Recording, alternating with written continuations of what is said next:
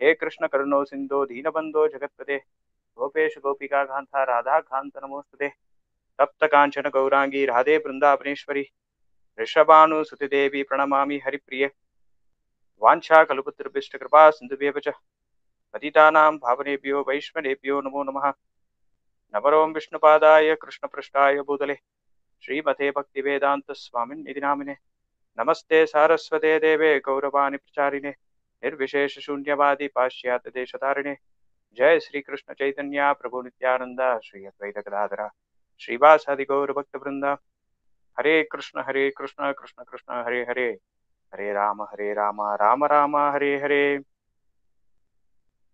हरे कृष्णा நமஸ்காரம் எல்லாருக்கும். இன்னைக்கு பாகவதத்தோட மூணாவது ஸ்கந்தத்தை தொடர்ந்து பார்ப்போம். மூணாவது ஸ்கந்தத்துல நம்ம ஆல்ரெடி விதுரர் மைத்திரேயரை சந்திக்கிற வரைக்கும் பார்த்தோம். நம்ம முன்னாடி பார்த்த மாதிரி விதுரர் பகவானோட ஒரு சிறந்த பக்தர். விதுரர் ஹஸ்தினாபுரத்தை விடுறதுக்கான காரணம் துரியோதனனால. துரியோதனன் பேசின கடுமையான வார்த்தையை தாங்க முடியாம விதுரர் ஹஸ்தினாபுரத்தை விட்டுட்டு கஷேத்ராலயத்துக்கு போறார். இன்ஃபேக்ட் விதுரர் என்ன பண்றாரு அப்படின்னா, துரியோதனன் தன்னை நோக்கி பேசின கடுமையான வார்த்தைகளை அவர் ஒரு பிளெஸ்ஸிங்கா எடுத்துக்கிறார், ஒரு ஆசீர்வாதமா எடுத்துக்கிறார். ஏன் ஒரு ஆசீர்வாதமா எடுத்துக்கிறார் அப்படின்னா, இந்த பௌதீக விஷயங்களை பத்தி இன்னைக்கு யோசிக்க வேண்டாம், பகவத் விஷயங்களை பத்தி யோசிக்கிறதுக்கான ஒரு சந்தர்ப்பம் கிடைச்சிருது அப்படிங்கிற அந்த ஒரு நினைப்போட நம்ம பார்த்த மாதிரி அவரு கஷேத்ராலயத்துக்கு கிளம்பி போறார். போயிட்டு யமுனா நதிக்கரையோரமா அங்க உத்தவரை சந்திக்கிறார். அப்போ உத்தவர் அவருக்கு கிருஷ்ணரை பத்தி சொல்றார். எப்படி உத்தவர் துவாரகையில கிருஷ்ணரை மீட் பண்ணும்போது கிருஷ்ணர் உத்தவருக்கு உத்தவ கீதை பேசினதையும், அதே போல கிருஷ்ணர் இந்த உலகத்தை விட்டு யாதவர்களோட தன்னோட லீலைகளை முடிச்சுக்கும் போது ஒரு மரத்தடியில உத்தவருக்கு கிருஷ்ணர் தன்னை பத்தி சொன்ன ஞானத்தை உத்தவர் நினைச்சு பார்க்கிறார். அப்போ அந்த ஞானத்தை நோக்கிதான் விதுரர் யமுனா கரையோரமா வந்திருக்கு, யமுனா கரையோரம் பக்கத்துல வந்திருக்காரு. அப்போ அந்த ஞானத்தை கிருஷ்ணர் விதுரருக்கு சொல்லும்போது, உத்தவருக்கு சொல்லும் போது அங்க மைத்திரேய ரிஷியும் இருக்கார். மைத்திரேய ரிஷியும் இருந்ததுனால கிருஷ்ணர் இந்த ஞானத்தை கொடுத்தது உத்தவருக்கு மட்டும் இல்ல, மைத்திரேய ரிஷிக்கும் கொடுத்தார். அப்போ விதுரர் உத்தவரை மீட் பண்ணும்போது இந்த ஞானம் என்ன, அப்படி என்ன கிருஷ்ணர் சொன்னார் அப்படிங்கிற அந்த விஷயத்தை தெரிஞ்சுக்கணும்னு ஆசைப்படுறார். அப்போ உத்தவர் சொல்றார், நீங்க எனக்கு வயசுல பெரியவர், ஆனாலும் இந்த ஞானத்தை நான் உங்களுக்கு கொடுக்கறதோட இந்த ஞானத்தை மைத்திரேய ரிஷி உங்களுக்கு கொடுக்கறது இன்னும் பெருமை உள்ள விஷயமா இருக்கும். ஏன்னா ஒரு குரு ஸ்தானத்துல அவரு தான் தகுதிப்பட்டவர் அப்படின்னு உத்தவர் விதுரருக்கு சொல்றார்.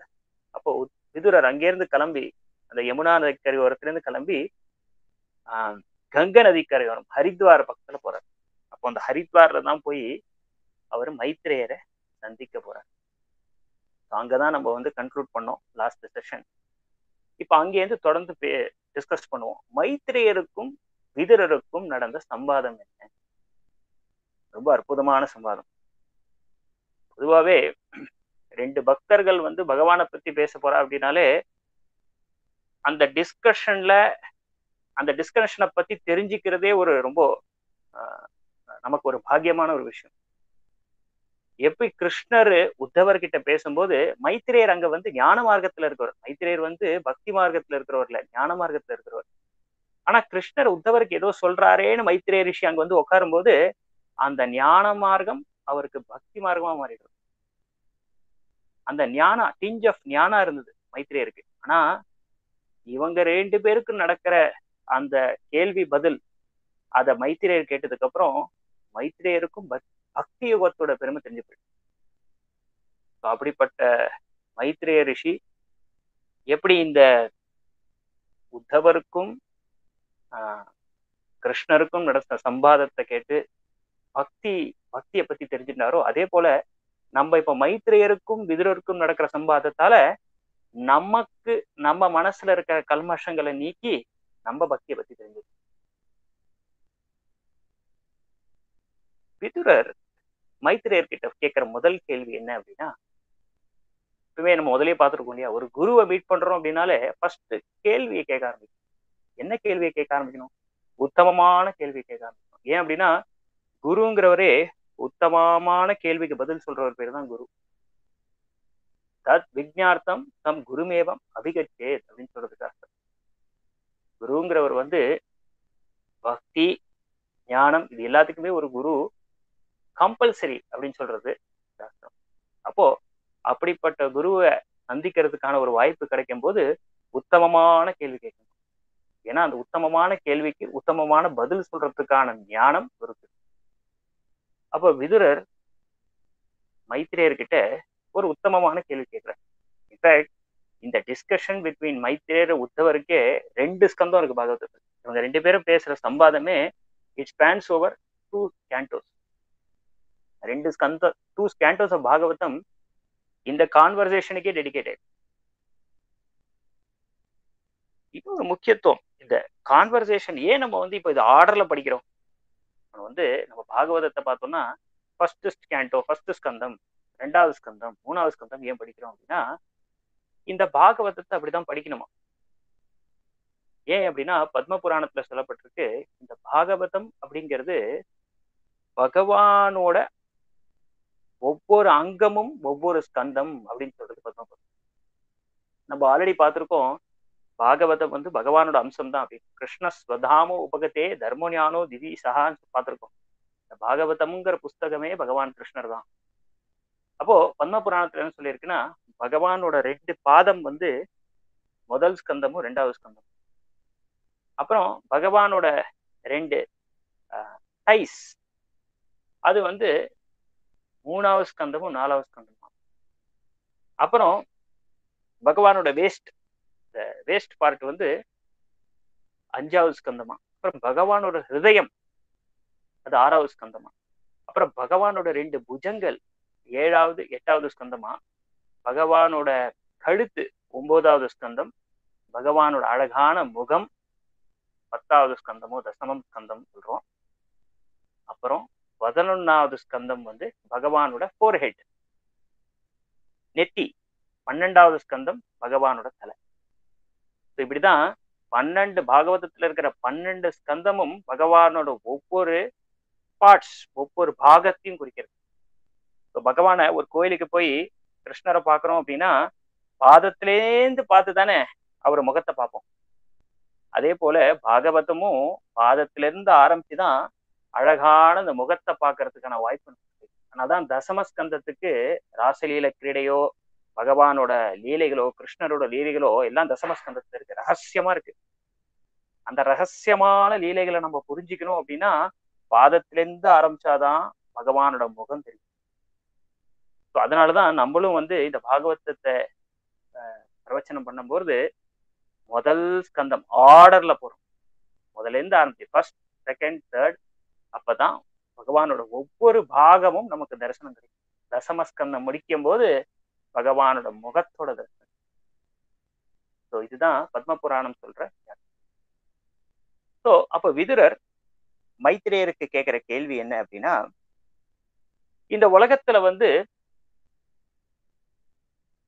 நிறைய பேரு எல்லாருமே இந்த உலகத்துல நிறைய எஃபர்ட் போடுறா, நிறைய பிரயத்தனம் பண்றா. எதுக்காக நிறைய பிரயத்தனம் பண்றா அப்படின்னா, சந்தோஷமா இருக்கணும், சுகமா இருக்கணும் அப்படிங்கிறதுக்காக நிறைய எஃபர்ட் போடுறா. ஆனா அந்த எஃபர்ட் போட்டதுக்கு அப்புறமும் அந்த சந்தோஷம் கிடைக்கிறது இல்ல. அந்த சந்தோஷம் திருப்பி கிடைக்கணுன்றதுக்காக மறுபடியும் திருப்பி எஃபர்ட் போடுறா.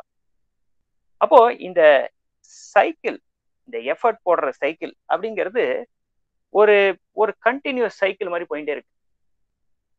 ஒரு ஒரு சந்தோஷம் வேணும் அப்படின்ற ஒரு பிரயத்தனம் பண்றோம்.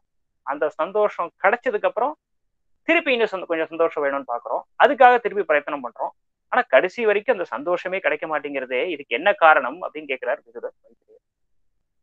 அப்புறம் மைத்ரேய ரிஷி என்ன சொல்றாருன்னா, இதுக்கான காரணம் ரொம்ப சிம்பிள். இதுக்கான காரணம் என்ன அப்படின்னா, எப்ப இந்த ஜீவாத்மா பகவானை நோக்கி பார்க்காம மாயையை நோக்கி பார்க்கிறதோ, அப்பதான் இந்த ஜீவாத்மா இந்த உலகத்துல கஷ்டப்படுறதுக்கான சம்பாவனை ஏற்படுறது.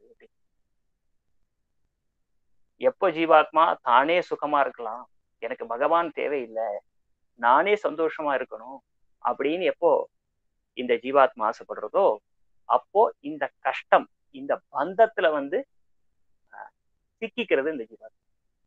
அதனாலதான் நிரந்தரமான சுகம் இல்லை அப்படின்னு சொல்றாரு. பொதுவாவே பார்த்தோம்னா பகவான் சச்சித் ஆனந்தா, இந்த 3 குணங்கள் இருக்கு, சத் சித் ஆனந்தா. அதே போல நம்ம ஜீவாத்மா இருக்கிறதுனால நமக்கும் இந்த 3 விஷயம் தேவைப்படுறது. என்ன அப்படின்னா சத் சித் ஆனந்தா. சத்துனா என்ன? எட்டர்னிட்டி, அதாவது அழிவே இல்லாத வாழ்க்கை தான் நம்ம எல்லாரும் எதிர்பார்க்கிறோம். அதான் சத். சித்னா என்ன? எல்லா விதமான அறிவு இருக்கணும், எனக்கு எல்லா விதமான விஷயங்களும் தெரியணும் அப்படின்னு ஆசைப்படுறோம். அதான் சித். 3வது ஆனந்தா. ஆனந்தா என்ன? எல்லையேற்ற ஆனந்தம் இருக்கணும். ஆனந்தங்கிறது எப்பவுமே ஆனந்தம் இருக்கணும் அப்படின்னு தான் எதிர்பார்க்கணும். ஆனா இந்த 3 விஷயங்கள் நமக்கு எப்போ கிடைக்கும் அப்படின்னா, சச்சித்தானந்தனான அந்த பகவானுக்கு சேவை பண்ணும்போதுதான் நமக்கும் இந்த சச்சித்தானந்தமான விஷயம் கிடைக்கும். இதை எப்ப ஜீவாத்மா தெரிஞ்சுக்கிறதோ அப்ப ஜீவாத்மா இந்த சச்சித்தானந்தம் அப்படிங்கிற விஷயத்தால் சைத்தன்ய சரித்திராமிர்தத்துல அதனாலதான் சொல்லப்பட்டிருக்கு, கிருஷ்ண பூலிய ஜீவ் அனாதி பகிர்முக் அத்தே ஏவ மாயாதே சம்சாராதி துக். எப்ப ஜீவராசி கிருஷ்ண புலி, அதாவது கிருஷ்ணரை எப்ப மறந்து போயிடுறதோ அப்பதான் மாயை சம்சாரத்துல இருக்கிற அத்தனை துக்கத்தையும் கொடுக்கறதா அந்த ஜீவன். எப்படி கொடுக்கறதா? அது துக்கங்கிறது தெரியாமையே ஒரு துக்கத்தை கொடுக்குறது. ஸோ இதுதான் மைத்ரேயர் விதுரருக்கு கொடுக்குற வியாக்கியம். இப்ப விதுரர் சொல்றார், எனக்கும் உத்தவர் கிருஷ்ணரை பத்தி சொன்னார், அதனால கிருஷ்ணரை பத்தி தெரிஞ்சுக்கணும்னு ரொம்ப ஆசையா இருக்கு. ஏன்னா கிருஷ்ண கதா அப்படிங்கிறது மனசுக்கு நிம்மதியும் கொடுக்கும், அதே சமயத்துல அபயம், பயத்தையும் நிற்கும். கிருஷ்ண கதைக்கு 2 யூஸ் இருக்கான். ஒண்ணு மனசுக்கு நிம்மதி, 2வது அபயம். அபயம் வந்தாலே மனசுக்கு நிம்மதி உண்டு. நமக்கு மனசுக்கு நிம்மதி இல்லாத காரணம், 1வது காரணம் என்னன்னா அபயம், பயம். பயம்தான். பயம் என்ன பயம்? ஜன்ம மிருத்யு ஜராவியாதி துக்க தோஷானு மிருத்யு, நோய், முதுமை, ஜென்மம், இதுதான் நமக்கு பயம். அப்போ இந்த பயத்திலேருந்து நமக்கு விமுக்தி அடையணும் அப்படின்னா கிருஷ்ண கதையை கேட்டா விமுக்தி அடைஞ்சிடும். அதனாலதான் கிருஷ்ண கதையை கேட்கணும்னு ஆசைப்படுறார் விதுரர். அப்போ மைத்ரேயர் புருஷ அவதாரங்களை பத்தி சொல்ல ஆரம்பிக்கிறார். புருஷ அவதாரங்களை நம்ம ஆல்ரெடி பார்த்துட்டோம். என்ன பார்த்தோம் அப்படின்னா, எப்படி கிருஷ்ணர் இந்த உலகத்தை எப்படி படைக்கிறார் அப்படிங்கிறத பார்த்தோம். 3 விஷ்ணுக்களா பிரிஞ்சு படைக்கிறார். அப்புறம் அந்த 3 விஷ்ணு கிட்டே இருந்து ஒவ்வொரு விஷ்ணுவா எப்படி வருது, எப்படி கிருஷ்ணர் பலராமரா அவதரிச்சு அதுலேருந்து சதுர்வியூகம், வாசுதேவ சங்கர்ஷண பிரத்யும்ன அனிருத்தம், அதுலேருந்து திருப்பி எப்படி இன்னொரு வாசுதேவ அனிருத்த பிரத்யும்னா சங்கர்ஷணம், அதுலேருந்து எப்படி 3 விதமான விஷ்ணுக்கள், காரணோதாட்சிய விஷ்ணு, கர்ப்போதாட்சிய விஷ்ணு, க்ஷீரோதாட்சிய விஷ்ணு, இந்த இதை நம்ம ஆல்ரெடி கவர் பண்ணிட்டோம். எப்படி கிரியேஷன் நடக்கிறது அப்படிங்கிறத எக்ஸ்பிளைன் பண்றார். அதே, அதாவது 2வது ஸ்கந்தத்துல பார்த்து அதே விஷயத்த திருப்பி மறுபடியும் சொல்றார் மைத்ரேயர் விதுரருக்கு. ஆனா அதை சொன்னதுக்கு அப்புறம் இன்னொரு விஷயமும் சொல்றாரு. என்ன சொல்றாரு அப்படின்னா, பிரம்மா இந்த சிருஷ்டியை எப்படி படைச்சாருங்கிற விஷயத்தையும் சொல்றாரு. இந்த விஷயத்த 2வது ஸ்கந்தத்துல ரொம்ப டீடைல்டா சொல்லல. 3வது ஸ்கந்தத்துல இங்க மைத்ரேயர் விதுரருக்கு பேசும்போது இந்த விஷயத்த ரொம்ப டீடைல்டா சொல்றாரு. என்ன டீடைல்டா சொல்றாரு? பிரம்மா இந்த உலகத்தை எப்படி படைச்சார் அப்படின்னு. அப்போ பிரம்மா நமக்கு எல்லாருக்குமே தெரியும்.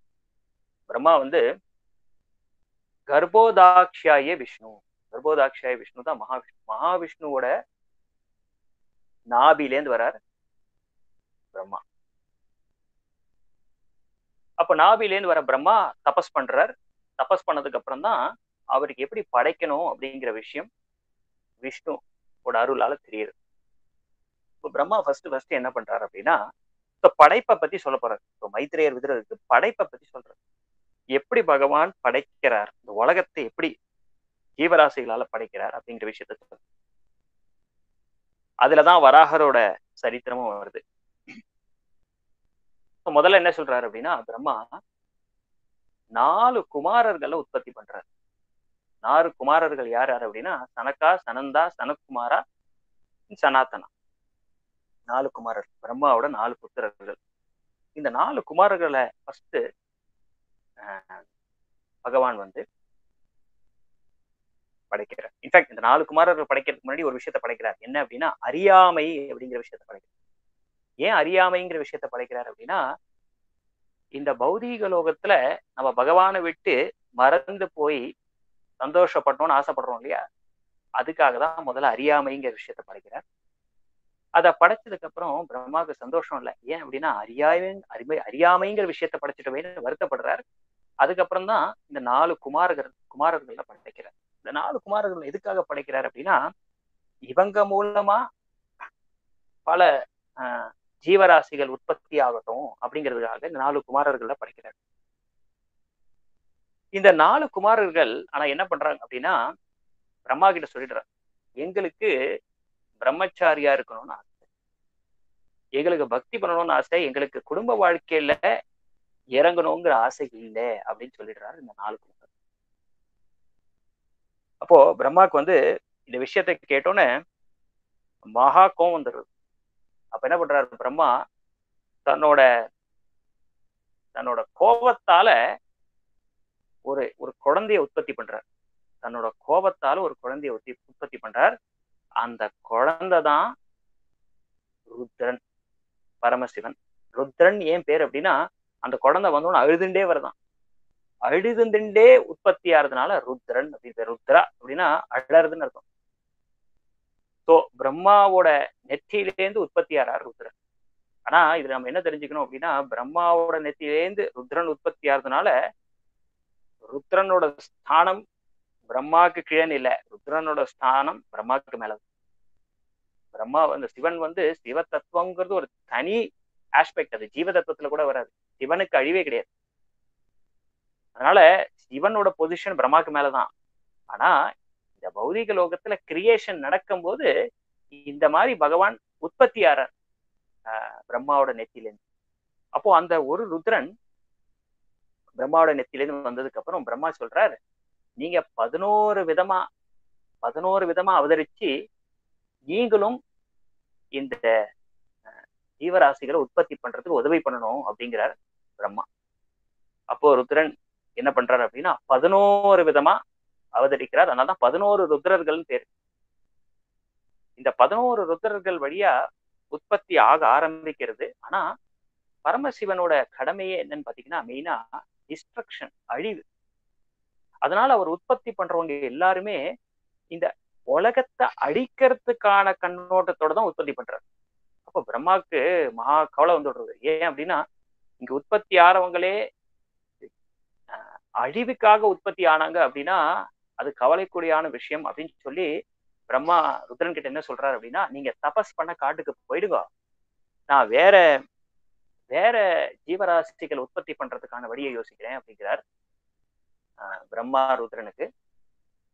அப்ப அதுக்கப்புறம் பிரம்மா மூலமா 10 ரிஷிகள் உற்பத்தி ஆகிறாங்க.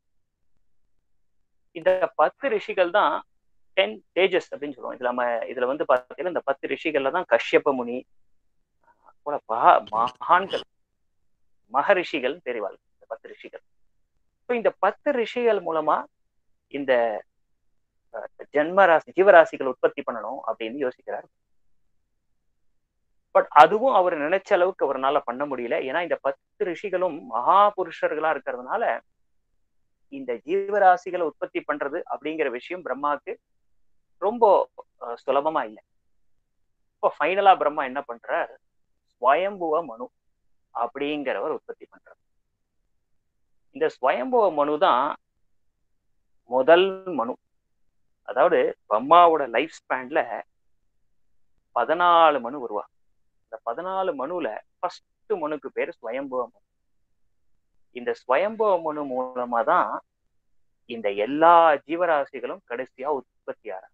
அதனாலதான் நமக்கெல்லாம் மனுஷ்யா அப்படின்னு பேர். மனுஷான்னு ஏன் பேர் அப்படின்னா ஸ்வயம்புவ மனுனால உற்பத்தி ஆனதுனால நமக்கு மனுஷ்யான்னு பேர்.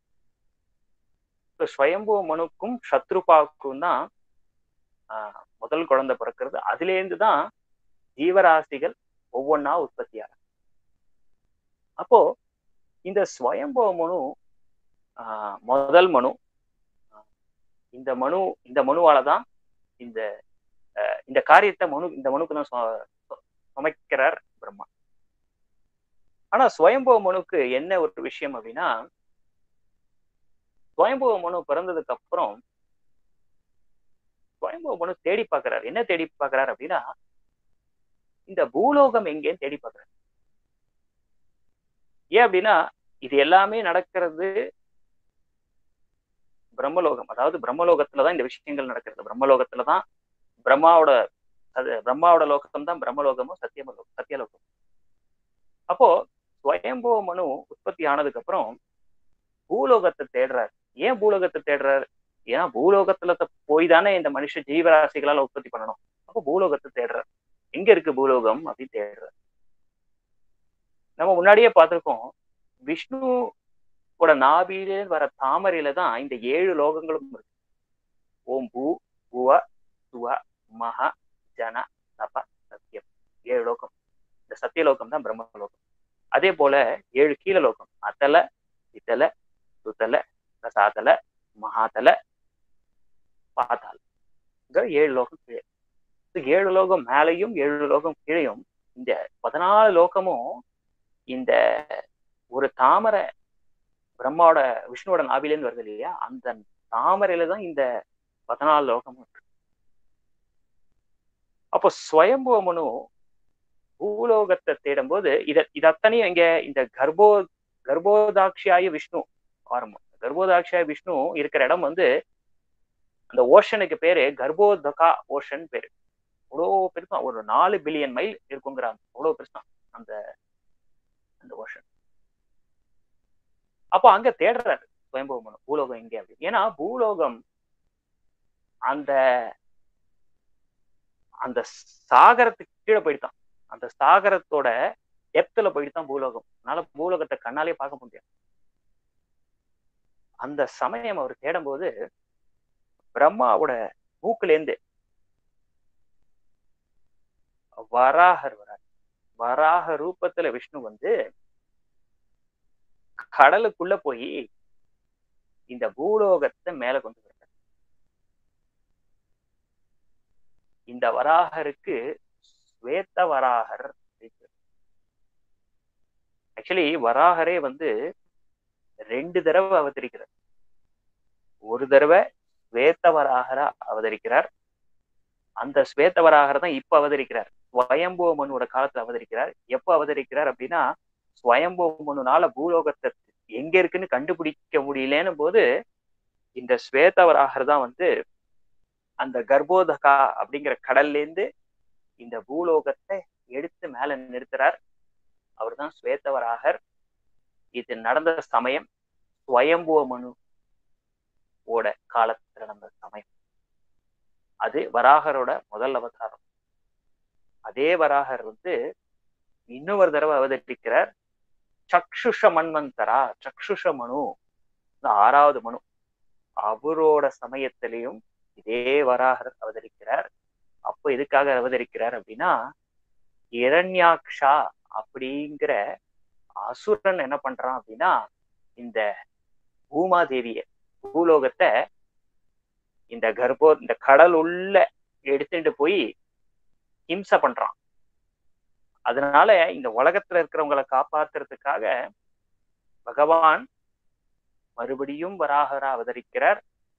அப்போ பீத்தவராகர் அவதரிச்சு இரண்யாக்ஷனோட சண்டை போடுறார். இதுக்கு என்ன ஸ்வேதவராகம் பீத்தவராகம் ஏன் அப்படின்னா,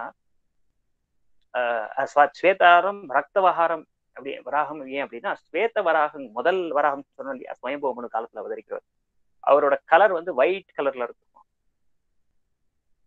ரக்தவராகர் அப்படிங்கிறவரு ரெட் கலர்ல இருப்பார். இந்த ரெட் கலர்ல வரவர் தான், சிகப்பு கலர்ல வரவர் தான் ரக்தவராகர் தான் இரண்யாக்ஷனை வதம் பண்றார். ஸ்வேதவராகர் வந்து ஸ்வயம்பூமனு காலத்துல வர. அப்போ பகவான் ஏன் வந்து வராகர் அப்படின்னா என்ன, போர், இங்கிலீஷ்ல வந்து போர் சொல்றோம், பன்றி, இப்படி ஒரு அவதாரம் எடுக்கிறார் பகவான் அப்படின்னா, அந்த பூமாதேவிய தன்னோட முகத்துல சுமக்கணும் அப்படிங்கிற ஒரு காரணத்துக்காக எடுக்கிற அவதாரம். பகவானோட அவதாரம் எல்லாமே ஸ்பெஷல். பகவான் எடுக்கிற ஒவ்வொரு அவதாரமே ஸ்பெஷல். நம்ம எல்லாருக்குமே தெரியுமே பகவான் எதுக்காக அவதாரம் எடுக்கிறாருன்னா, பரித்ராணாய சாதுனாம் விநாசாய சதுஷ்கிருதாம் தர்ம சம்ஸ்தாபனார்த்தாய சம்பவாமி யுகே யுகே. இதுக்காக தான் பகவான் அவதாரம் எடுக்கிறார். அப்போ பரித்ராணாய சாதுனாம் விநாசாய சதுஷ்கிருதம். நம்ம யூஸ்வலா நினைக்கிறோம் பரித்ராணாய சாதுனாம்னா சாதுக்களை ரட்சிக்கிறதுக்காகவும் ஹிம்சை பண்றவாளை வதம் பண்றதுக்காகவும் பகவான் அவதரிக்கிறார் யுகத்துல அப்படின்னு சொல்லியிருக்கு பகவத்கீதையில. ஆனா பாகவதத்துல இன்னொரு முக்கியமான ஒரு சீக்ரெட் சொல்லப்பட்டிருக்கு. என்ன சீக்ரெட் அப்படின்னா, பகவானோட அவதாரம் பரித்ராணாய சாதுனாம் விநாசாய சதுஷ்கிருதாம்காக இல்லையா. ஏன் அப்படின்னா, சாதுக்களை ரட்சணம் பண்ணணும் அப்படின்னா, சாதுக்களை ரட்சிக்கணும் அப்படின்னா, அதுக்கு பகவான் அவதாரம் எடுக்கணும்னு அவசியம் இல்லையா. எங்கேருந்து இருக்காரோ அங்கேருந்தே ரட்சிக்கலாம். இப்போ பகவான் அவதரிச்சால் மட்டும்தான் சாதுக்களுக்கு ப்ரொடெக்ஷன் கிடைக்குமா அப்படின்னா இல்ல. அவர் எங்க இருக்காரோ அங்கிருந்தே சாதுக்களுக்கு ப்ரொடெக்ஷன் கொடுக்கலாம். அதே மாதிரி விநாசாய சதுஷ்கிருதம் அப்படின்னா, தீவ விஷயங்களை, கெட்ட விஷயங்களை இந்த உலகத்துல இருந்து அழிக்கணும்னு வச்சுப்போம். அதுக்காகவும் பகவான் அவதரிக்கணும்னு அவசியம் இல்லை. அந்த விஷயத்தையும் அவர் இருக்கிற இடத்துல இருந்தே பண்ணலாமே. இப்போ கோவிட் அப்படிங்கிறது ஒரு நோய். இந்த ஒரு நோயினாலேயே தேவையில்லாத விஷயங்களை இந்த உலகத்திலேருந்து அழிக்கிறோம்னா பகவான் அழிக்கலாம். அப்போ பகவான் அவதரிக்காமையே ஒரு இத்தினோண்டு ஒரு நோயினால எவ்வளோ பேரு வந்து அழிவு ஏற்படுறது. இதுல ஒரு பவரே இல்லை பாருங்க. அதாவது பவர்னா இதுக்காக அவர் அவதரிக்கணும்னு அவசியமே இல்லையே. அப்ப ஸ்ரீமத் பாகவதம் என்ன சொல்றதுன்னா, இந்த பரித்ராணாய சாதுனாமோ விநாசாய சதுஷ்கிருதாமோ பகவான் சொல்றது சும்மா ஒரு காரணம். ஆனா உண்மையான காரணம் என்ன அப்படின்றது ஸ்ரீமத் பாகவதோட தசமஸ்கந்தத்தை சொல்றது. என்ன சொல்லியிருக்கு அப்படின்னா, அனுகிரகாய பக்தானாம் மானுஷம் தேவம் ஆஸ்திதா பஜதே தாதிருஷி கிரீடா யஸ்ருத்வா தத் பரோபவி. பகவான் அவதாரம் பண்றதுக்கு உண்மையான காரணம் இதுதானா. என்ன அப்படின்னா, அனுகிரகாய பக்தானாம், பக்தர்களுக்கு அனுகிரகம் பண்ண. எப்படி அனுகிரகம் பண்ணணும்?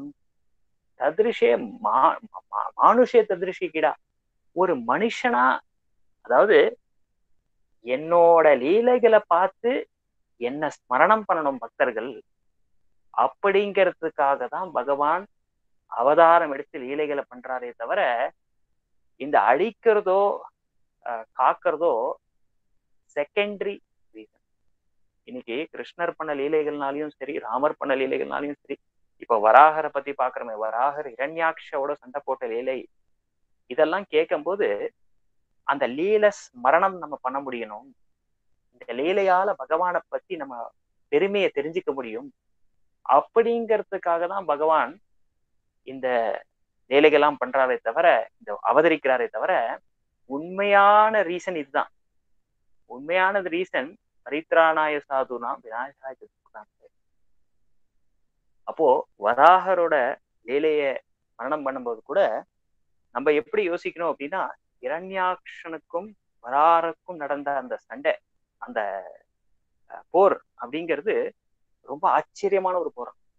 பல வருஷங்களுக்கு நடந்தது அந்த போர். ஏன்னா இரண்யாக்ஷனும் ஒரு சாதாரண வீரன் இல்லை, ரொம்ப பலசாலியான வீரன். அதனால பகவானுக்கு வந்து அந்த மாதிரி ஒரு வீரனோட சண்டை போடணும்னு ஆசை. அப்படின்றதுனாலதான் வராகன் அப்படிங்கிற அவதாரத்தை எடுத்து இரண்யாக்ஷனோட சண்டை போடுறார். சண்டை போட்டு அந்த அசுரனை வதம் பண்ற. அப்போ கிருஷ்ணர் இந்த உலகத்துல அவதரிக்கும் போது பல காரணத்தால அவதரிக்கும். அதுல முக்கியமான காரணம் நமக்கு அனுகிரகத்தை கொடுக்கறதுக்காக, நமக்கு அவரை பத்தி நினைக்கிறதுக்கான சந்தர்ப்பத்தை கொடுக்கறதுக்காக, அவரோட கதைகளை நம்ம பேசி அதுல இருந்து பல விஷயங்களை தெரிஞ்சுக்கிறதுக்காக தான் பகவான் அவதரித்தார். அப்போ இந்த இடத்துல என்ன ஆகுது அப்படின்னா, இததான் மைத்ரேயர் வந்து விதுரர் சொல்றார். அப்போ இந்த ஹிரண்யாக்ஷன் அப்படிங்கிறவரை இந்த வராகர் வதம் பண்ணார் அப்படிங்கிற விஷயத்த மைத்ரேயர் சொன்னோடனே உடனே விதுரர் நெக்ஸ்ட் கேள்வி கேட்க ஆரம்பிச்சிட்டார். என்ன நெக்ஸ்ட் கேள்வி கேட்கிறார் அப்படின்னா, இந்த ஹிரண்யாக்ஷன் யார் அப்படிங்கிற கேள்வி கேட்கிறார். இந்த கான்வர்சேஷன் இப்படிதான் பில்ட் ஆகுது. வராகர், ஏன்னா இந்த ரெண்டு வராகர்களோட கதையும் மைத்ரேயர் ஒன்னாவே சொல்லிடுறாரு. இந்த ரெண்டு வராகர்களோட கதை டிஃப்ரெண்ட் டைம்ஸ்ல நடந்ததுனாலும் கூட, ஒண்ணு வந்து ஸ்வயம்புவ மனு அப்படிங்கிற டைம் பீரியட்ல நடந்தது, இன்னொன்னு சக்ஷுஷ மனு அப்படிங்கிற டைம் பீரியட்ல நடந்தா கூட, இந்த ரெண்டு கதைகளையும் ஒன்னா சேர்ந்து சொல்லிடுறார் மைத்ரேயர் விதுரருக்கு. அதனால விதுரருக்கு அந்த இன்குசிட்டிவ்னஸ் இன்னும் ஜாஸ்தி ஆயிடுறது. அவர் என்ன சொல்றாரு, நீங்க சொன்ன இது ஹிரண்யாக்ஷன் யார் அப்படிங்கிற கொஸ்டின் கேட்கிறார். பொதுவாவே ஒரு பகவானை பத்தி ஒரு கதை பேச ஆரம்பிச்சோம்னு வச்சுப்போம். ஒரு விஷயத்துல ஆரம்பிப்போம், அதுக்கப்புறம் அந்த விஷயத்த சொல்லி முடிச்சதுக்கு அப்புறம் அந்த விஷயம் சம்பந்தமா இன்னொரு கேள்வி வரும், அதுலேருந்து இன்னொரு விஷயத்த சொல்ல ஆரம்பிப்போம். அப்போ இந்த மாதிரி ஒரு விஷயத்துல இருந்து இன்னொரு விஷயம் போய் இந்த ஸ்டோரி இப்படியே டெவலப் ஆகுது இல்லையா. இதுதான் பக்தர்களோட சங்கத்துல நடக்கிற விஷயம். பக்தர்களோட சங்கத்துல இந்த விஷயம் தான் நடக்கும். என்ன நடக்கும் அப்படின்னா, ஒரு விஷயத்த கேட்டு முடிக்கிறதுக்குள்ள இன்னொரு விஷயத்த கேட்கணுங்கிற ஆர்வம். இததான் இன்குசிட்டிவ்னஸ் அப்படின்னு சொல்றோம். அப்போ பகவானோட கதைகள்ல இந்த இன்குசிட்டிவ்னஸ் இருக்குமா? ஏன் அப்படின்னா, அது கேட்கறதுக்கே அவ்வளவு ருசியா இருக்குமா. விதுரர் மைத்ரேயரோட பேசும்போது ஒரு சின்ன விஷயத்துல ஆரம்பிச்சு முடிச்சிருக்கலாம் கதைய, இல்ல. ஆனா அந்த விஷயத்த கேட்டதுக்கு அப்புறம் இன்னமும் அந்த விஷயத்த கேட்கணுங்கிற ஆர்வம் இருக்கு இல்லையா. அந்த ஆர்வம் பகவானோட கதைகள், பக்தி, பாகவதம் அப்படிங்கிற விஷயங்கள ஆட்டோமேட்டிக்கா அந்த ஆர்வம். அதனாலதான் சொல்லப்பட்டிருக்கு, சதாசேவிய ஸ்ரீமத் பாகவதம் யதே யஸ்ய ஸ்ரவண மாத்திரேன ஹரிம் சித்தம் சம்ஸ்ரயே. என்ன சொல்லியிருக்குன்னா, சதாசேவிய என்னைக்குமே பாகவதத்துக்கு சேவை பண்ணும். பாகவதத்துக்கு சேவை பண்றது வந்து டெய்லி பண்ணணுமா. இது வந்து ஒரு 8 நாளையோ 7 நாளையோ முடிக்கிற கதை இல்லை, 10 நாள்ல முடிக்கிற கதை இல்லையா. சதாசேவிய என்னைக்குமே பாகவதத்துக்கு சேவை பண்ணணும். சதாசேவிய ஸ்ரீமத் பாகவதம் யதே யஸ்ய ஸ்ரவண மாத்திரேன. இத காதால கேட்டாலே ஹரி சித்தம் சம்ஸ்ரயே. பகவான் ஹரி கிருஷ்ணர் நம்ம சித்தத்துல வந்து உட்காந்துட்டு வரான், நம்ம கான்சியஸ்னஸ்ல வந்து உட்காந்துருவாரான். உட்காந்து என்ன பண்ணுவாரான், அங்கேயே இருப்பாரான். Permanently will reside. எங்க ரிசைட் பண்ணுவார்? பாகவதம் கேட்கிறவாளோட ஸ்மரணத்துல எப்பவுமே. அதுதான் பவர் ஆஃப் பாகவத ஸ்மரணம். இது ஒரு இந்த இந்த இந்த கதைக்கு இந்த பாகவதத்தோட இந்த விஷயத்த தெரிஞ்சுக்கிறதுனாலையும் பாகவத இம்பார்ட்டன்ஸ் கொடுக்கறதுனாலையும் என்ன பெனிஃபிட் அப்படிங்கிறதுக்கு ஒரு சின்ன கதை இருக்கு. அந்த கதையோட முடிச்சுக்கிறேன். என்ன அப்படின்னா, ஒரு சமயம் ஒரு பண்டிதர் என்ன பண்ணுவாராம், அவரோட இந்த பண்டிதர் வந்து அவர் இருக்கிற இடத்தை விட்டுட்டு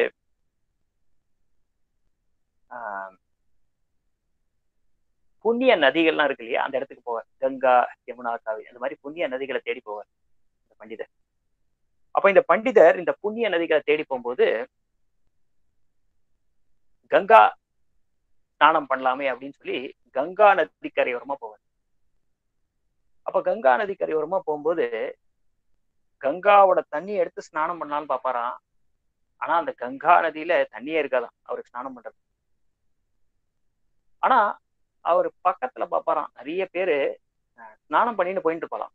நிறைய ரிஷிகள் முனிகள்லாம் ஸ்நானம் பண்ணி குளிச்சுட்டு போயிட்டு இருப்பாளாம் கங்கா நதியில. அப்ப இந்த பண்டிதர் யோசிப்பாராம், இவங்களுக்கெல்லாம் கங்காவோட தண்ணி கிடைச்சிருக்கு, கங்கால ஸ்நானம் பண்றதுக்கான வாய்ப்பு கிடைச்சிருக்கு, எனக்கு மட்டும் நான் தேடி பார்த்தா கங்கா நீர் தண்ணியே கிடைக்கலையே அப்படின்னு யோசிப்பாராம் அந்த பண்டிதர். அப்போ அங்க ஒரு பெரியவர் இருப்பார். அந்த பெரியவரை கேட்பாரு, இந்த பண்டிதர் கேட்பார், நீங்க எங்க இருந்து வரீங்க அப்படின்னு. அந்த பெரியவர் சொல்லுவாரு, கங்கை நதியில தான் குளிச்சுட்டு வரேன் அப்படின்னு. அப்ப இந்த பண்டிதர் சொல்லுவார், என் கண்ணுக்கு கங்கையே தெரியலையே அப்படின்னு. அந்த பெரியவர் சொல்லுவார், என் கண்ணுக்கு தெரிஞ்சது, நான் எடுத்துட்டேன், குளிச்சுட்டேன், கிளம்பிட்டு இருக்கேன் அப்படின்னு. அப்போ அங்க ஒரு ஒரு பெரியவர் இருப்பார். இன்னொருத்தர் அந்த பண்டிதருக்கு என்ன டவுட் வரும்னா, சரி அந்த இடத்துல போய் பார்க்கலாம், ஒருவேளை அந்த இடத்துல நீர் இருக்கோ அப்படின்னு சொல்லி அவரு எங்க குளிக்கிறாரோ அங்கேயிருந்து தாண்டி இன்னொரு இடத்துக்கு போவார். அப்போ அங்க ஒரு வயசானவர் பார்ப்பார். அந்த வயசானவர் என்ன பண்ணுவார் அப்படின்னா, கங்கேச்ச யமுனா சேவ கோதா கங்கேச்ச யமுனா சேவ நர்மதா சிந்து காவேரி கோதாவரி சரஸ்வதி கங்கேச்ச யமுனா சேவ கோதாவரி சரஸ்வதி நர்மதா சிந்து காவேரி ஜலேஸ்மின் சனிதம் குரு. இந்த ஸ்லோகத்தை சொல்லுவார். கங்கேச்ச யமுனா சேவ கோதாவரி சரஸ்வதி நர்மதா சிந்து காவேரி ஜலேஸ்மின் சனிதம் குருன்னு சொன்னோடனே அங்க ஆட்டோமேட்டிக்கா கங்கை தண்ணி அப்படியே உற்பத்தி ஆயிடுமா. அப்போ அவர் சொல்லுவார், உங்களுக்கு எப்படி இந்த கங்கா நீர் எப்படி உற்பத்தி ஆச்சுன்னு அப்படின்னு கேட்பார் அந்த வயசானவர். அவர் சொல்லுவார், நான் பண்ணதெல்லாம் ஒன்னே ஒண்ணுதான் என் வாழ்க்கையில. என்ன அப்படின்னா, எங்க அப்பா வந்து பாகவதத்தை படிப்பார், ஆனா எனக்கு படிக்கிற ஞானம் இல்லை. அதனால நான் என்ன பண்ணுவேன், அந்த பாகவதம் அவர் எந்த புக்கை படிப்பாரோ அந்த புக்கை பூஜை உள்ள வச்சு ரூம்ல வச்சு தினமும் அதுக்கு பூஜை பண்ணுவேன். அந்த பாகவதத்துக்கு பூஜை பண்ணதுனால, தினமும் பூஜை பண்ணதுனால நான் எப்ப கூப்பிட்டாலும் கங்கா நதி ஆட்டோமேட்டிக்கா வந்துடும் அப்படின்னு சொல்லுவாரு அந்த வயசானவர். இந்த பண்டிதர் அப்பதான் அந்த பண்டிதருக்கு என்ன புரிய வரும் அப்படின்னா, அந்த பண்டிதரோட கிராமத்துல அந்த பண்டிதர் கிளம்பி வந்திருப்பாரு இல்லையா இந்த கஷேத்திராலயத்துக்கு, அந்த பண்டிதரோட கிராமத்துல பாகவதத்தை பத்தி அவரோட குரு பேசிட்டு இருப்பாராம். ஆனா அந்த கிளாஸ் அட்டன் பண்ணாம இவர் இங்க கிளம்பி வந்ததுனாலதான், அந்த கங்கையை விட்டு இந்த கங்கைக்கு தேடி வந்ததுனாலதான் இந்த கங்கையில தண்ணி இல்லை. அதனால பாகவதம் அப்படிங்கிறது அவ்வளவு உத்தமமான விஷயங்கிறத இந்த கதை மூலமா சொல்லுது. ஸோ இந்த பாகவதத்தை சதா கேட்கணுமா, சதா கேட்க கேட்க மனசு தூய்மை அடைஞ்சிடும். அப்போ எஸ்பெஷலி இந்த வராகரோட இந்த அவதாரத்துல என்ன ஒரு முக்கியத்துவம் அப்படின்னா, இந்த பாகவதத்திலேயே சொல்லப்பட்டிருக்கு, வராகரோட இந்த அற்புதமான அவதாரம், ஸ்வயம்போ மனுல நடந்த அவதாரம் ஸ்வேத வராகரா, அதே போல சக்ஷுஷ மன்வந்தரத்துல நடந்த அவதாரம் ரக்தவராகரா, ரக்தவராகரா இரண்யாக்ஷனை வதன் பண்ண இந்த விஷயத்த யார் சொல்றாங்களோ யார் கேட்கிறாங்களோ அவங்களுக்கு பக்தி உற்பத்தி ஆயிடும் அப்படின்னு சொல்றது ஸ்ரீமத் பாகவதம் 3வது ஸ்கந்தத்தோட பலஸ்துதி. ஸோ இதுதான் வராகரோட ரொம்ப ஒரு அற்புதமான ஒரு விஷயம். ஜெயதேவர் அப்படிங்கிறது ஒரு அதாவது தச அவதாரம் அப்படிங்கிற விஷயத்த ஜெயதேவர் ரொம்ப அழகா பாடிட்டார். அதுல சொல்றார் இந்த வராகர் அவதாரத்தை பத்தி, கேசவ தீதா சூக்கர ரூபா ஜெய் ஜெகதீஷ ஹரே, ஜெய் ஜெகதீஷ. சூக்கர ரூபான்னு சூக்கர ரூபா அப்படிங்கிறது வராகரோட அம்சம். அவ்வளவு அழகா இருப்பாரு வராகர். அதாவது பகவான் எடுக்கிற ஒவ்வொரு அவதாரத்திலையும் அவ்வளவு அழகு இருக்குமா. இப்ப நம்ம நார்மலா நினைப்போம் பன்றி அப்படின்னா, பன்றி அப்படிங்கிறது ரொம்ப ஒரு சுத்தமான ஒரு பிராணி கிடையாது. எந்த மாதிரி இடத்துல பன்றி இருக்குங்கிறது நமக்கு தெரியும். ஆனா பகவான் அந்த அவதாரத்தை எடுக்கிறதுனால அந்த பன்றிக்கே பெருமை வந்து சேருமா. அந்த அளவுக்கு அழகா இருக்கும். எப்படி பகவான் நரசிம்ம அவதாரம் எடுக்கும் போது சிங்கம் போல அவ்வளவு தேஜஸோட அவ்வளவு அழகா இருப்பாரோ, அதே போல வராக அவதாரத்திலையும் அவ்வளவு அழகும் இருக்குமா பகவான். இப்படியும் ஒரு அவதாரத்தை எடுக்கலாம் அப்படிங்கிறத இந்த அவதாரத்தால பகவான் சொல்றார். ஸோ அவ்வளோ ரொம்ப அற்புதமான அவதாரம், அத்புதம். அதனால்தான் அத்புதம், அத்ருவம், அத்புதம். பகவானோட ஒவ்வொரு செயல்களும் அத்புதம். நம்ம நினைக்க முடியாத ஒரு விஷயத்த செய்யக்கூடிய ஒரு திறமை உண்டு பகவான். இல்ல அப்படின்னா இந்த மாதிரி ஒரு ரூபத்தை எடுக்க முடியுமா அப்படின்னு நினைச்சோம் அப்படின்னா பகவானால முடியும். ஏன் அப்படின்னா இஸ் இண்டிபெண்ட். ஸ்வராட், பகவானுக்கு ஸ்வராட்டின் பேர். ஏன் ஸ்வராட்டின் பேருனா அவர் எதை நினைக்கணும்னு எதை நினைச்சாலும் அது நடந்துடும். அதனால்தான் ஸ்வராட்டின் பேர் பகவான். அப்போ இது ஒரு அற்புதமான அவதாரம், வராக அவதாரம். வராக அவதாரத்தை நம்ம என்னைக்குமே வராக தேவ் அப்படிங்கிற அவரோட அவதாரத்தையே கொண்டாடுறதுக்கு ஒரு நாள் இருக்கு கேலண்டர்ல. அப்ப என்னைக்குமே வராகரோட கிருப்பையால நம்ம என்ன பண்ணலாம் அப்படின்னா, கஷ்டங்கள், அப்டக்கிள்ஸை we can diminish. இரண்யாட்சங்கிற ஒரு அசுரனை எப்படி வதம் பண்ணாரோ அதே போல நமக்கு தீமையா இருக்கிற சில விஷயங்களை நம்ம வதம் பண்றதுக்கு வராகரோட கிருப்பையால நம்ம பண்ணலாம். ஸோ இன்னைக்கு இதோட முடிச்சுக்கலாம். இப்போ எங்க முடிச்சோம் அப்படின்னா, விதுரர் மைத்ரேயர்கிட்ட என்ன கேட்கிறாரு அப்படின்னா, இந்த ஹிரண்யாக்ஷா யாரு அப்படின்னு கேட்கிறாரு. அடுத்த வாரம் இந்த ஹிரண்யாக்ஷா யாரு, ஹிரண்யகசிபு யாரு, இந்த ஹிரண்யாக்ஷா ஹிரண்யகசிபு இந்த உலகத்துக்கு எப்படி வந்தாங்க, வைகுண்டத்துல 4 குமாரர்களுக்கும் ஜெயன் விஜயனுக்கும் நடக்கிற சம்பாதம், இதெல்லாம் நம்ம அடுத்த வாரம் பார்ப்போம். ஏதாவது கேள்விகள் இருந்தா.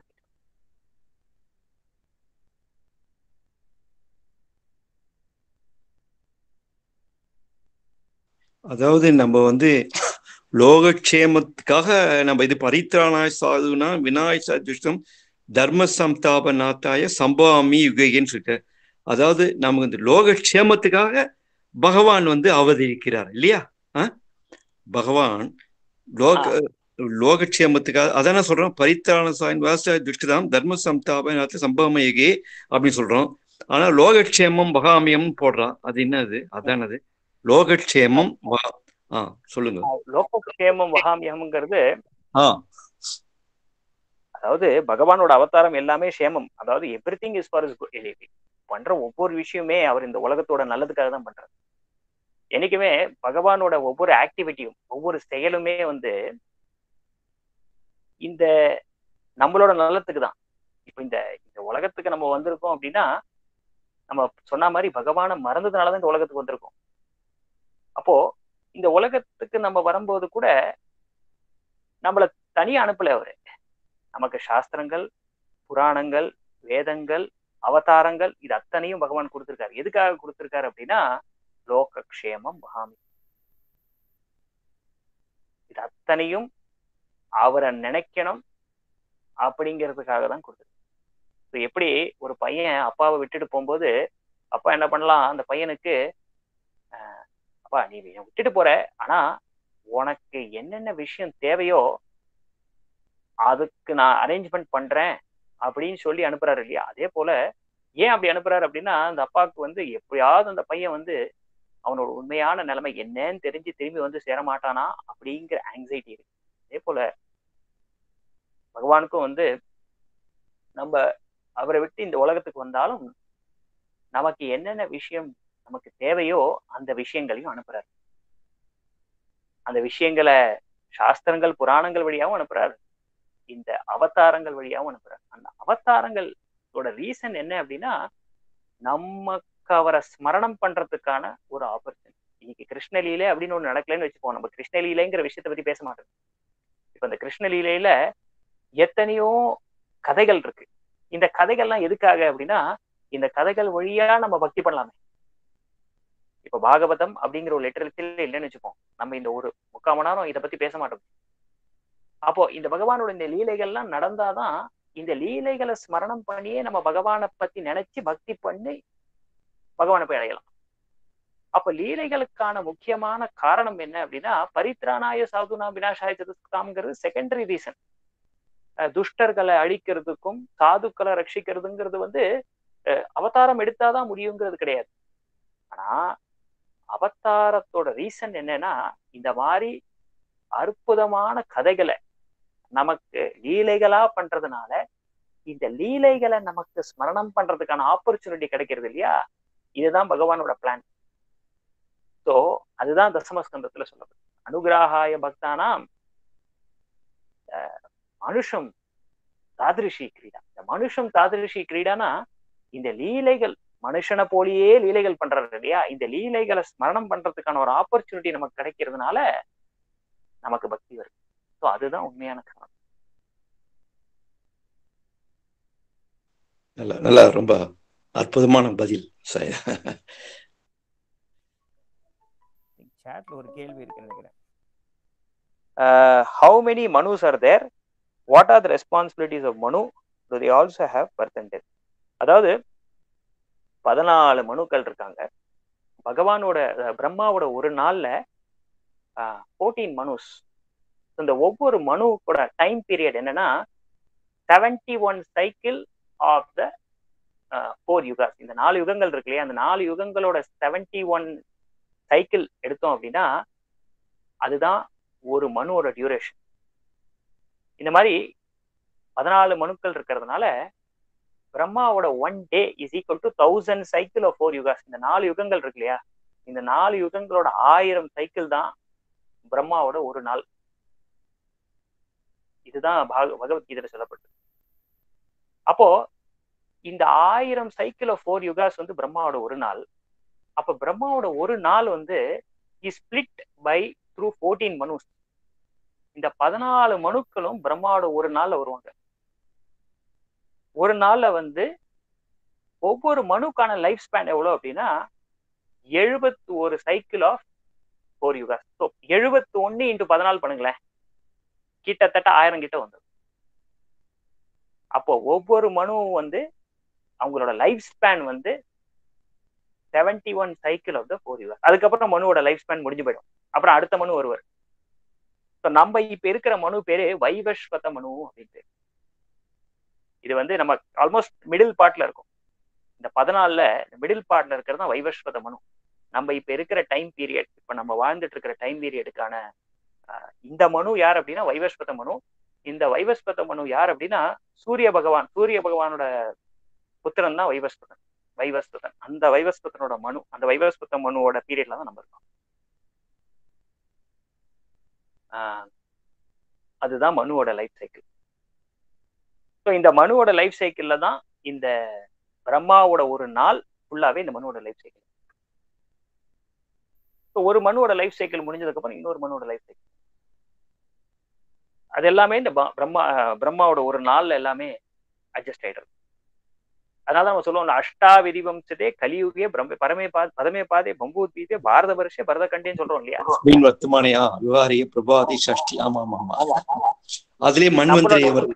ஆமா, மன்வந்திரே வருது. அப்படின்னா நம்ம இப்ப எங்க தெரியுமா இருக்கோம், நான் 71 சொன்னேன் இல்லையா, நம்ம அந்த 71 சைக்கிள் ஆஃப் த 4 யுகாஸ்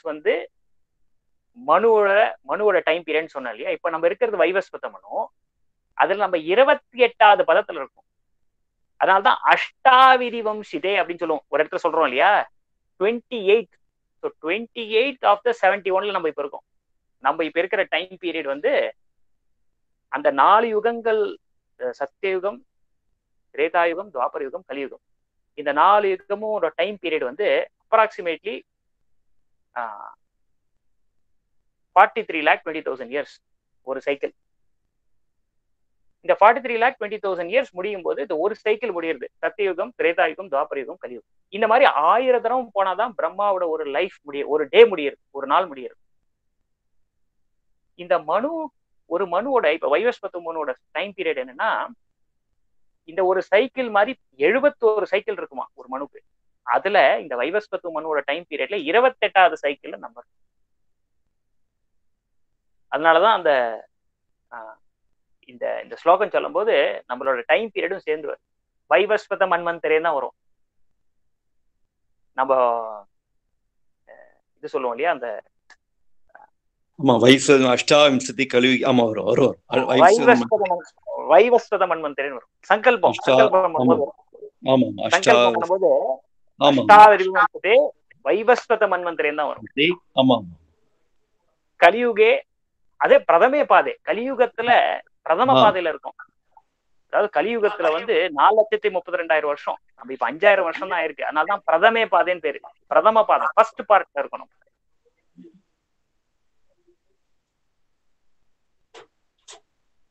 சோ அந்த கொஸ்டின் ஆன்சர் எடுத்த முரளி கிளியரா? வேற ஏதாவது கொஸ்டின் இருக்கா அதுல? S, okay, thank you.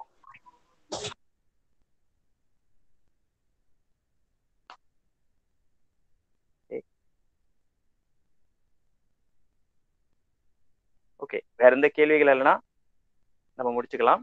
ஸோ அடுத்த வாரம் கண்டினியூ பண்ணுவோம். அடுத்த வாரம் ரொம்ப இன்ட்ரெஸ்டிங்கா இருக்கும். எப்படி ஹிரண்யாக்ஷன் அப்படிங்கிற எப்படி அவருக்கு ஜென்மம் கிடைச்சது, அந்த ஹிரண்யாக்ஷன்ங்கிறது யாரு, ஹிரண்யகசிபுங்கிறது யாரு, எப்படி குமாரர்கள் வைகுண்டத்துக்கு போறார் அப்படிங்கிற விஷயத்தெல்லாம் நம்ம அடுத்த வாரம் பார்ப்போம். தேங்க்யூ. ஹரே கிருஷ்ணா. ஹரே கிருஷ்ணா. தேங்க்யூ. ஹரே கிருஷ்ணா. ஹரே கிருஷ்ணா.